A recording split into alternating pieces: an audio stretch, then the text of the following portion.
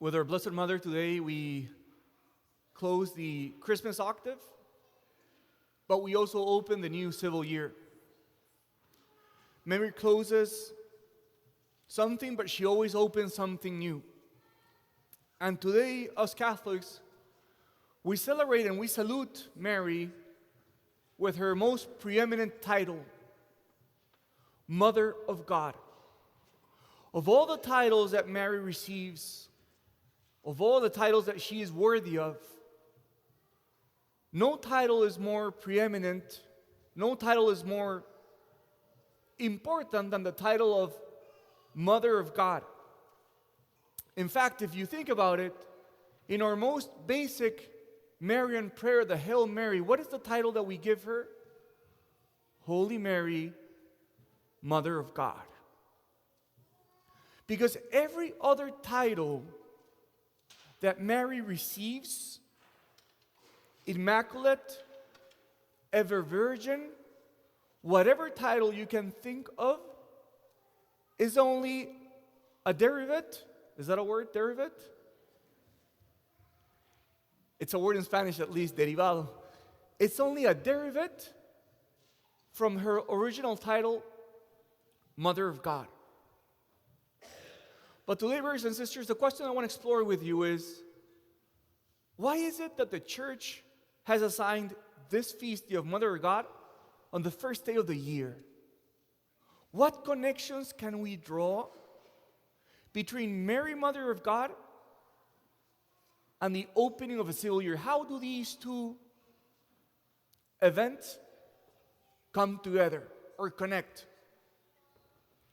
Well, if you think about it, the connection, I think, is very powerful. Mary is the author of the new creation. And in a sense, something that's basic, part of our human life is the need for renovation. And that's why people get excited when it comes to the new year, because we say it's a chance to start over again. And that's why people come up with New Year's resolutions. Because our life, with time, deteriorates and things grow weary and our souls grow weary. And that's why we're in so dire need of renovation, because in time our strengths start to diminish and things get wear down, and that's why we need new beginnings. So if you think about it, Mary is the most powerful image of the new beginning. When you see at the stature of Mary, what she transmits is the power of renovation, the power of starting something new. If you think about it, Mary is the author of the new creation, because when she said yes to the message of the angel, she became, and I love this expression from Saint Bernard, the aqueduct of the new creation. I love that image of Mary given by Saint Bernard. Aqueduct. It's like the saving grace of God comes to the world only through the vessel or aqueduct that is Mary. So in a sense, she is the gatekeeper of all newness into this world. She is the gatekeeper of a new creation. So why do we celebrate Mary, Mother of God, on New Year's Day? Because what the church is saying is, whatever renovation you may desire in your heart, go to Mary. In whatever place in your life you feel weary, you feel tired, you feel worn out, guess who can make things new? Mary. And I want to give you two examples of Mary truly proving herself to be capable of bringing renewal, of bringing newness, of bringing renovation. The first example is of Our Lady of Guadalupe. And this example is relevant to me because I'm Mexican. I'm Peruvian, but some parishioners think that Peru and Mexico is the same thing.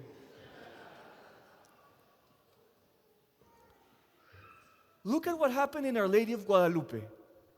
Look at what happened. In the year 1531, only a few years after the Spaniards arrived to the new continent, something new was happening. The gospel was spreading to the indigenous. But look what Mary does. Mary makes something new. She appears in an image, but look what she does.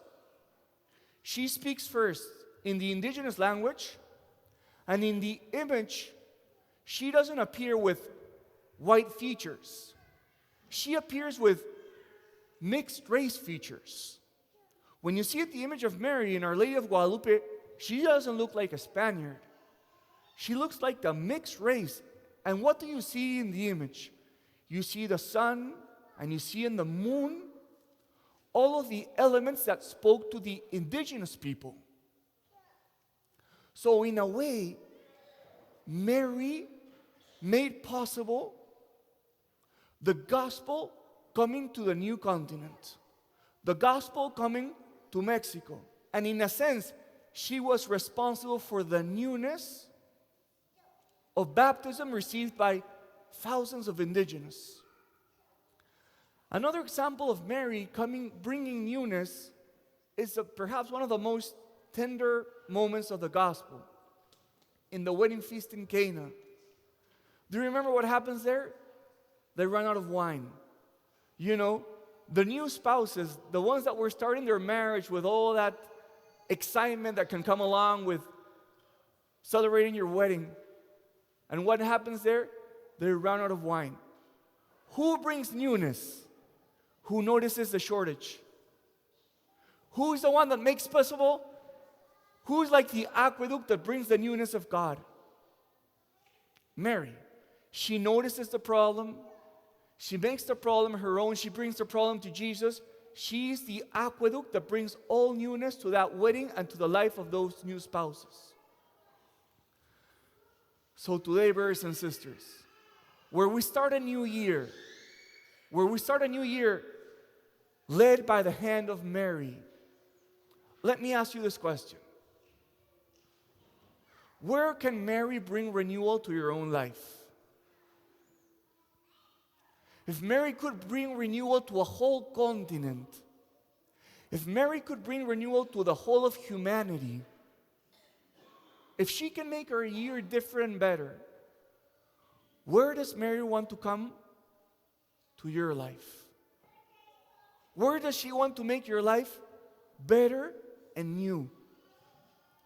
Today, brothers and sisters, as we start this new year, why don't we renew as a parish our devotion to Mary? Are you praying the rosary every day? Are you growing in your love for her? Do you carry a rosary in your pocket? Is it her, the one that you turn to in the moment of distress? Brothers and sisters, Mary does everything new. She welcomes us in this new year. And she's telling you and me, if you hold my hand, I can make things new in your life too, in the same way that I made things new for all humanity.